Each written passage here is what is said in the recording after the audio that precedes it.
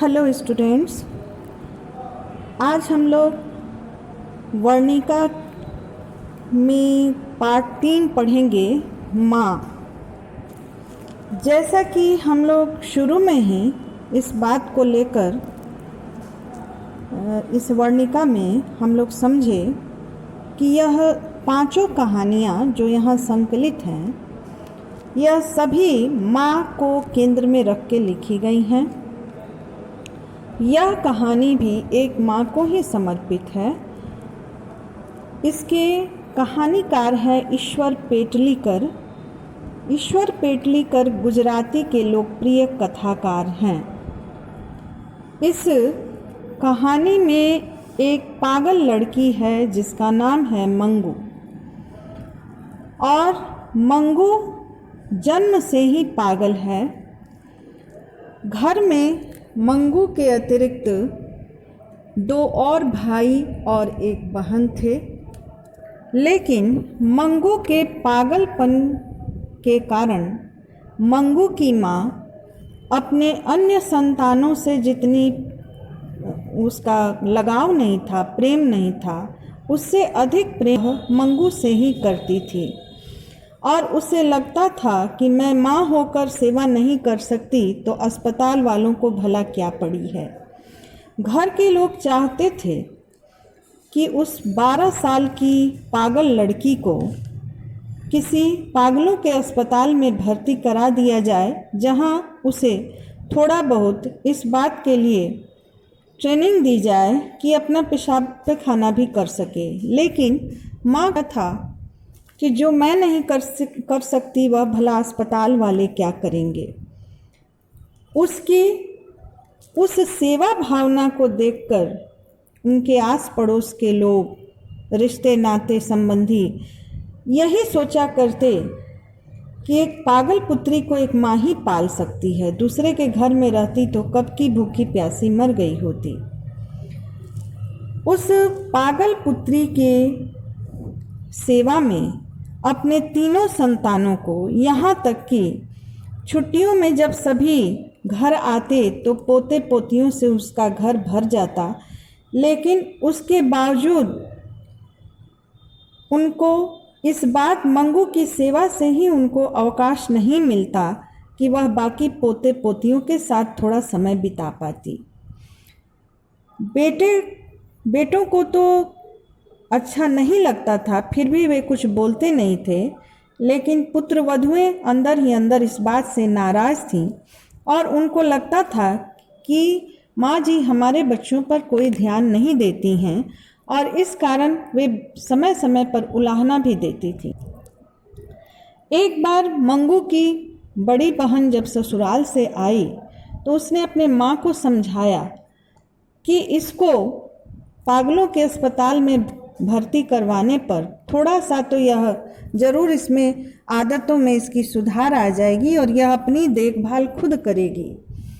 दूसरी बात थी कि अगर तुम आज नहीं तो कल इस दुनिया में नहीं रही तो फिर इस मंगू का ख्याल कौन रखेगा, तो इससे अच्छा है कि इसे अस्पताल में भर्ती करा दिया जाए। वह यह भी कहती है कि पराई माँ ही कान छेदती है। तुम्हारे प्रेम में और तुम्हारी सेवा में, तुम्हारे ममता में यह कभी नहीं सीख पाएगी। अगर इसे पागलों के अस्पताल में अनजान लोगों के बीच रखा जाए तो शायद इसकी आदतों में कोई सुधार होगा। लेकिन यह माँ को बर्दाश्त नहीं था। माँ को लगता था कि जब मैं नहीं कर सकती तो भला अस्पताल वाले इसकी क्या देखभाल करेंगे। पुत्र समझते थे कि माँ की इच्छा नहीं है कि अस्पताल में भर्ती करा दिया जाए। माँ को विश्वास था कि मंगू एक न एक दिन अच्छी हो जाएगी। घर वाले जानते थे कि जब डॉक्टरों को दिखाया गया था तो सभी ने एक मत होकर यह प्रस्ताव रखा था कि इसका पागलपन मिटाना संभव नहीं है, लेकिन एक ट्रेंड या अनुभवी नर्स या डॉक्टर की देखरेख में उसे रखा जाए तो शायद उसकी आदतों में कुछ सुधार हो जाए। लेकिन माँ का मन तो माँ का था। ज्योतिषी ने कहा था कि आने वाले अगहन के महीने में वह ठीक हो जाएगी। मंगू अब 14 वर्ष की होने जा रही थी और माँ को लगता था कि ज्योतिषी का कहना ठीक होगा, मेरी बेटी अब ठीक हो जाएगी। इस प्रकार अगहन का महीना भी आया, लेकिन मंगू अच्छी नहीं हुई। उसी के समान गांव की एक दूसरी लड़की जिसका नाम कुसुम था, जो कि शुरू से अच्छी थी लेकिन फिर भी वह बाद में पागल हो गई थी, और उस कुसुम को पागलों के अस्पताल में भर्ती कराया गया था। कुछ दिनों के बाद रहने के बाद कुसुम ठीक होकर स्वस्थ होकर अपने घर लौटी थी। कुसुम की हालत देखकर सभी ने सलाह दी कि मंगू को भी आप अस्पताल में भर्ती करा करके देखें, शायद वह अच्छी हो जाएगी। अंत में मंगू को अस्पताल में भर्ती करवाने के लिए माँ थोड़ी राजी हुई। उन्होंने अपने बड़े पुत्र को घर आने का पत्र भी भेजा, लेकिन पत्र भेजने के बाद फिर वह बड़ी दुविधा में थी कि पता नहीं इस बच्ची का ख्याल कौन रखेगा। लेकिन बेटे के डर से वह कुछ बोली नहीं और मंगू को अस्पताल ले जाने की तैयारी में वह तैयार हो गई।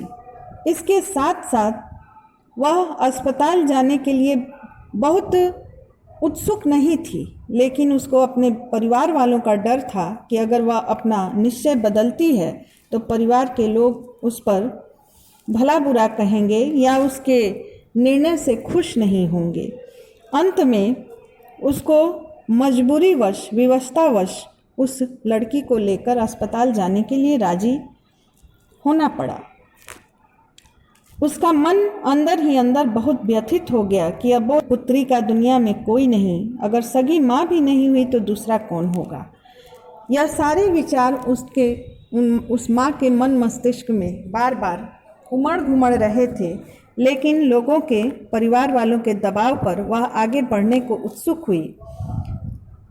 एक जानवर को भी हम पुराने खूंटे से खोलकर दूसरी जगह ले जाते हैं तो थोड़ी आनाकानी करते हैं, लेकिन मंगू तो इतनी पागल थी कि उसको यह भी समझ में नहीं आया कि मुझे लोग कहाँ ले जा रहे हैं और मेरे साथ क्या होने वाला है। जब माँ उस मंगू को लेकर ट्रेन में सवार हुई तो जब मुसाफिरों ने देखा उस पागल लड़की को तो तरह तरह की बातें करने लगे। कुछ कहने लगे कि सूखी घास की तरह यह सूखी लकड़ी या इतनी भरी पूरी यह लड़की है, यह कुछ दिनों के बाद सूख जाएगी, सूखी लकड़ी की तरह हो जाएगी। कुछ ने कहा कि कैसी माँ है, शायद इसकी माँ नहीं है तभी इसको अस्पताल में ढकेल रही है। लेकिन फिर भी माँ चुपचाप अंदर ही अंदर रो रही थी, लेकिन बेटे के सामने कुछ कहने की उसकी हिम्मत नहीं हुई। जब वहाँ अस्पताल में गई तो वहाँ अस्पताल में जो परिचारिकाएं थीं उनका व्यवहार देखकर उसे थोड़ी सी आशा हुई कि ये परिचारिकाएं किसी से दुर्व्यवहार नहीं कर रही हैं। और मंगू को छोड़ते समय उन परिचारिकाओं को, मेट्रन को, उसने बहुत सारी बातें बताई कि यह अकेले नहीं खाती है, यह रात में पेशाब कर देती है, इसका कपड़ा खराब हो जाता है, यह रोशनी में के बिना सोती नहीं है। ये सारी हिदायतें उसने बाकी परिचारिकाओं को दिया। लेकिन जब वह विदा होने लगी तो उसकी इच्छा थी कि मंगू जिस कमरे में रहने वाली है उस कमरे को वह देखे। मेट्रन ने कहा कि अंदर जाने का कोई नियम नहीं है और अंत में वह असहाय की तरह मंगू को छोड़कर कलपती बिलखती वापस ट्रेन में सवार हो गई। ट्रेन में जब वह बैठी तो उसके दिमाग में यह बात आई कि वह ज़मीन पर नहीं सोती है, वह सूखी रोटियां नहीं खाती हैं। ये सारी बातें उसको फिर से दिमाग में घूमने लगी और फिर से वह बेचैन हो गई और अपने निर्णय को बदलने के लिए उत्सुक भी हो गई। उसकी इच्छा हुई कि ट्रेन से उतरकर वह वापस फिर मंगू के पास चली जाए, लेकिन बेटे के डर से उसने ऐसा कुछ नहीं किया। जब वापस घर आई तो ऐसा लगा कि जैसे किसी स्वजन की मृत्यु और उसके दाह सौदाह करके वह आई है। वह अंदर ही अंदर बहुत दुखी थी और उसने अपने आप को बहुत संयत करने की कोशिश की, लेकिन फिर भी मंगू के बिना वह बिछावन बिल्कुल सूना लग रहा था। वह बहुत दुखी थी। वह रात भर इस असमंजस में रही कि पता नहीं मंगू ने कुछ खाया होगा कि नहीं, पता नहीं मंगू अस्पताल में मुझे याद कर रही होगी कि नहीं। यही सोचते सोचते न जाने कब उसकी आंखें लग गईं और वह चुपचाप निढाल होकर बिस्तर पर पड़ गई। बगल के कमरे में बेटे को लगा कि उसने माँ के साथ बहुत बड़ा अत्याचार किया है और वह अंदर ही अंदर बहुत ग्लानि से भर गया कि माँ का यह दुख मैं टालूंगा, पुत्र होकर मैं नहीं कर सका तो मेरा जीना व्यर्थ है। अगर माँ से नहीं होगा तो मंगू की सेवा मैं करूँगा, अगर माँ नहीं रही तो मैं मंगू का सारा कार्यभार संभालूंगा। बहुएं अगर मना करती हैं मलमूत्र धोने से तो मैं स्वयं धोऊंगा। इस निर्णय के बाद बेटे का मन आश्वस्त हुआ और वह सुबह का इंतज़ार करने लगा, कब सुबह होगी और कब वह माँ को यह अच्छी बात सुनाएगा और मंगू को अस्पताल से वापस घर लाएगा।